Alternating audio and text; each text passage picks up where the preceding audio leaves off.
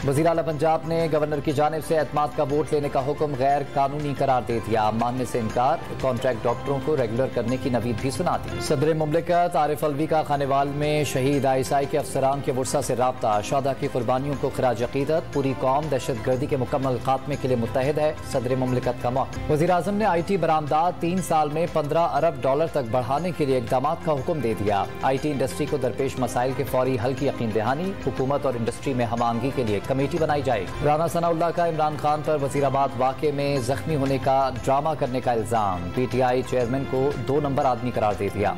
दहशत गर्दों से मुज़ाकरात न करने का भी ऐलान। इमरान खान से खैबर पख्तूनख्वा के अरकान असेंबली की मुलाकात, पार्टी छोड़ने के लिए दबाव डाला जा रहा है। कहा जा रहा है कि PTI खत्म हो रही है। अरकान का मौक़िफ़, आप लोग फिक्र ना करें, सब ठीक हो जाएगा। चेयरमैन PTI की यकीन दहानी। और मुल्तान में शाम महमूद कुरैशी की मोटरसाइकिल पर अपने हल्के में एंट्री, मुख्तलिफ यूनियन काउंसिलों की तंग गलियों में लोगों के मसाइल सुने।